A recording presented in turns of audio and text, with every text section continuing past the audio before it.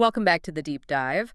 Today we're tackling a really significant book. Yeah, one that's definitely made some waves. Jordan Peterson's 12 Rules for Life. An Antidote to Chaos. And our aim here really is to kind of distill it, you know? Exactly. Yeah. Pull out the core insights from what's actually quite a dense work. Give you a clear roadmap to the key lessons on, well, navigating life's complexities and figuring out how to act. Right, and it's important to remember this isn't just abstract theory. Peterson comes at this as a clinical psychologist, a professor. So he's mixing psychology, history, myth, ancient wisdom, stuff he's wrestled with for years. Like the big questions, right? Evil, self-deception, the unknown. Yeah, and the book actually grew out of, believe it or not, people asking him questions online, on Quora, initially. Really simple questions about how to live. Kind of the most fundamental questions, yeah. What should everyone know? So this deep dive is about mapping out his big answers, hopefully in a way that's, useful. The fundamental framework, navigating order and chaos. Okay, so let's unpack that central framework first. The title says it all, almost. An antidote to chaos. What is he actually getting at with chaos and order? Why are they so foundational? Well, it's fascinating how he defines them. Chaos isn't just like messiness. It's the raw potential, the unknown. Like where everything comes from. Exactly. Think Genesis before creation or a dark forest you haven't explored. Or even he uses this image of a mother grizzly bear. Okay. Nurturing to her cubs, but terrifying if you stumble into her den. It's that dual nature of potential for creation, but also destruction. Constant change. And order is the opposite. Order is the explored territory. Society's rules, traditions, your home, the predictable path. It's structure, security, the known. Okay, so you need both, it sounds like. You can't just have one. Right, and that's key. Too much order becomes tyranny, stifling. Too much chaos, well, you just drown in uncertainty. Neither is the goal in itself. So the aim isn't to get rid of chaos, but learn how to stand on the line between them. Precisely. And this links directly to why he downplays happiness as the main goal in life. Yeah, that's a big point people pick up on. Why meaning over happiness? Well, because happiness is fleeting, right? It comes and goes. And life involves so much suffering, Peterson argues, that just chasing happiness feels, well, inadequate, almost naive. Like sticking your head in the sand. Kind of. He quotes Solzhenitsyn, who went through the gulags, suggesting you need something deeper to withstand real hardship. So meaning provides that deeper anger. Exactly. He draws on Taoism here, the idea of the way, or the Tao. Meaning is found on the border between order and chaos, actively balancing the known and the unknown. Staying stable, but also exploring, adapting. Yes, that dynamic process, that's where genuine, robust meaning comes from. And that is the antidote to suffering, much stronger than just feeling good for a bit. Okay, that framework makes sense. And he talks about being and becoming a lot. Can you clarify that? Especially being with a capital B? Sure. Being capitalized is essentially existence itself, the whole reality of conscious experience, everything. The stage, basically. Yeah, you could say that. And becoming is the process within that stage. It's growth, transformation, improving yourself. So proper being isn't just sitting there, it's actively changing. Exactly. It's a journey, not a destination. Yeah. Constantly updating what you know by facing what you don't know. It's dynamic. Right. Establishing yourself and your environment. Right. So with that background, let's get into the rules themselves. How do we start applying this? Starting with ourselves. And rule 1 is probably the most famous. Stand up straight with your shoulders back. Seems almost trivially simple. It does, doesn't it? But he roots it in some really deep ancient biology. How so? He uses lobsters, which sounds weird, I know. Lobsters. Okay, go on. Their nervous systems are ancient, like 350 million years old. And they run on similar neurochemistry to us, particularly serotonin, for status. Serious. Yeah. Wing lobsters get a serotonin boost, stand taller, more confident. Losers get less, slump, more stressed, shorter lives. Wow. And that mirrors humans. It absolutely does. Low serotonin in humans links to less happiness, more pain, anxiety. It's a primal response. And if you think about things like the Pareto principle, The 80-20 rule. right, or Price's law, hierarchies are real, and the bottom is, objectively, a difficult place to be. Slumped posture signals to your own brain, I'm low status, and triggers stress. So changing your posture literally changes your brain chemistry and how others see you. It's about embodying competence, daring to signal that you're capable. Which connects to taking responsibility for yourself. And that leads into another key rule. Rule 2, treat yourself like someone you are responsible for helping. Why is that necessary? Don't we naturally care for ourselves? You'd think so, wouldn't you? But actually, people are often terrible at it. We're usually better at giving medicine to our dog than taking our own prescriptions consistently. Huh. That's true. Why? Peterson suggests it might stem from a kind of self-contempt. We know all our own flaws, our capacity for doing bad things. Maybe we subconsciously feel unworthy of care. Wow, that's dark. It is, but he argues it's a real danger. So the rule flips it. If you had someone you genuinely cared about, whose well-being you were responsible for, how would you treat them? Do that for yourself. Recognize your own value, not out of ego, but because you matter. Exactly, because you're a conscious being with potential. It's about basic self-respect and responsibility. Okay, so posture self-care.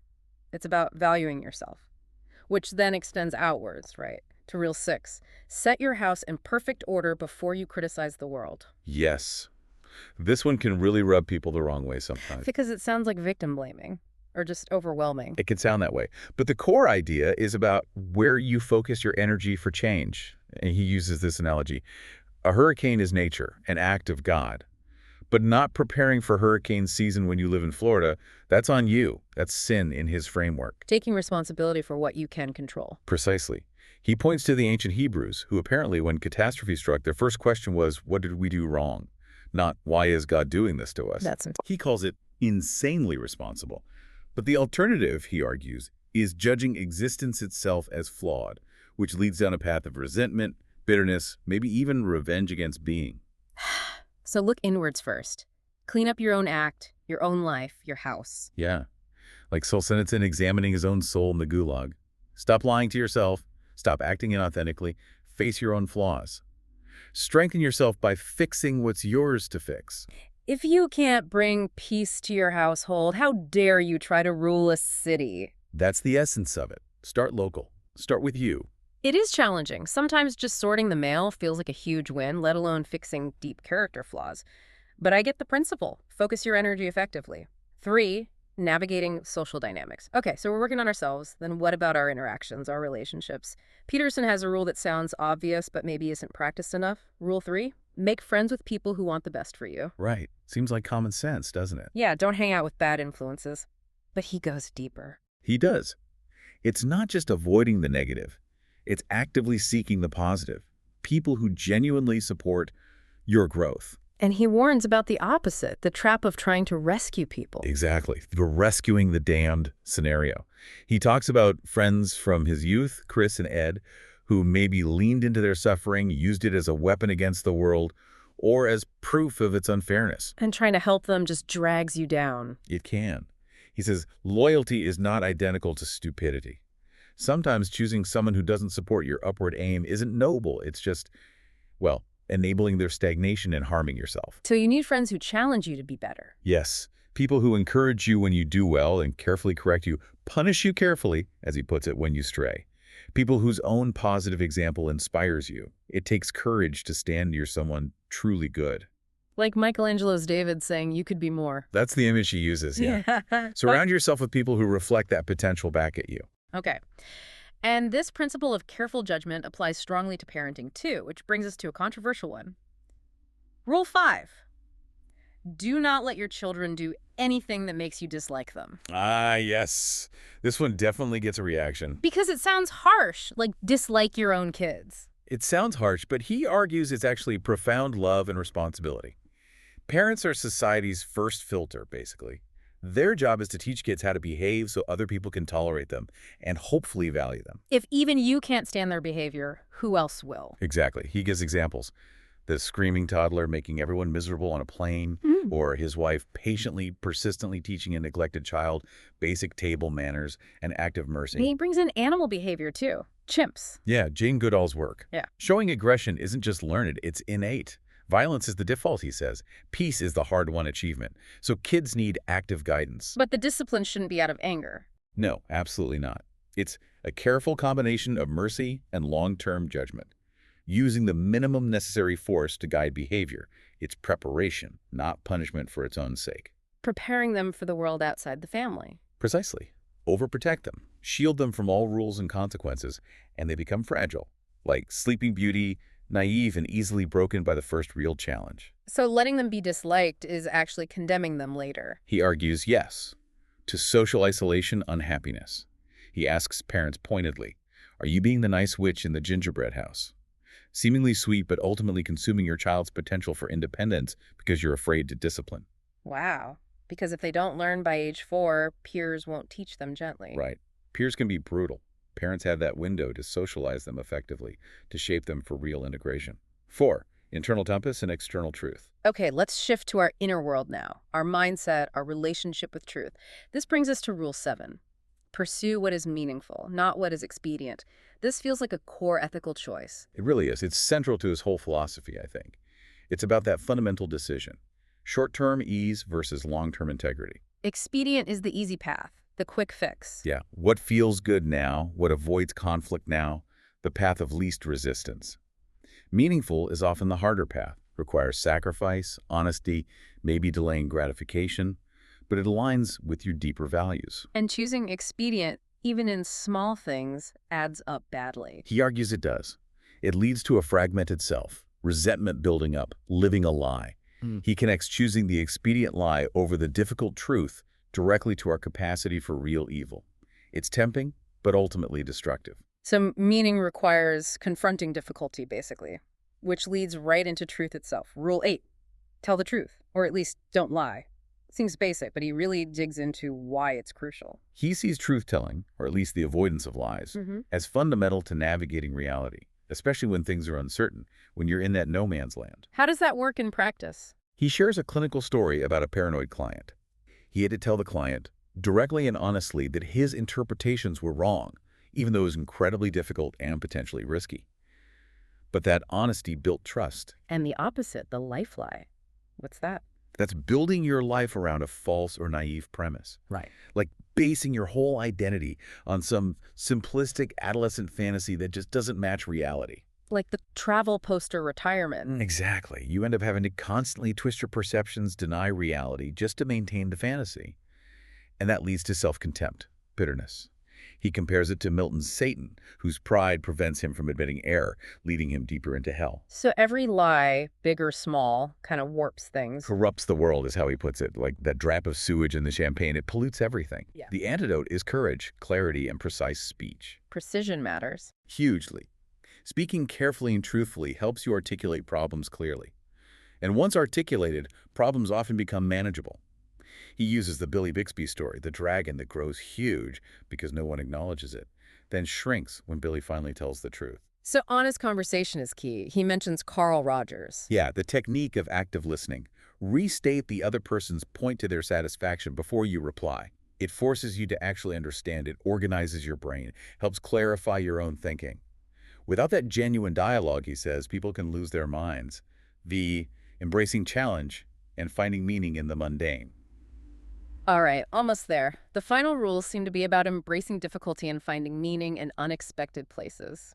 Rule 11, do not bother children when they are skateboarding. Definitely not just about skateboarding. No, not at all. It's a metaphor for allowing, even encouraging, voluntary engagement with risk and challenge. Especially for boys, Why especially boys? He observes that boys tend to be more drawn to boundary-pushing testing limits, which society schools often try to suppress. Think skate stoppers, removing dangerous playground equipment. Trying to make everything too safe. Exactly. And that impulse, while maybe well-intentioned, prevents kids from developing competence, resilience, courage. They need to learn to navigate danger themselves. And he connects this to broader societal discussions, like about patriarchy. He does. He offers a different view, suggesting patriarchy wasn't just oppression, but maybe an imperfect collective attempt by both men and women to overcome hardship. He also points to studies in egalitarian societies like Scandinavia. Where gender differences and occupation choices become more pronounced, not less. Exactly, which challenges the purely social constructionist view. His point is complex, acknowledging group differences while stressing that every person is unique and shouldn't be reduced to their group identity. The core of Rule 11 is, let people, especially kids, face challenges. Don't overprotect them into fragility. Build strength through facing reality. Okay. Which brings us finally to Rule 12, pet a cat, when you encounter one on the street. This feels like a moment of gentleness after all the intensity. It really does. And it's deliberately placed, I think. It's about finding and appreciating moments of grace and connection amidst all the suffering life throws at you. Like his own cat, Ginger. Yeah, the calm Siamese cat.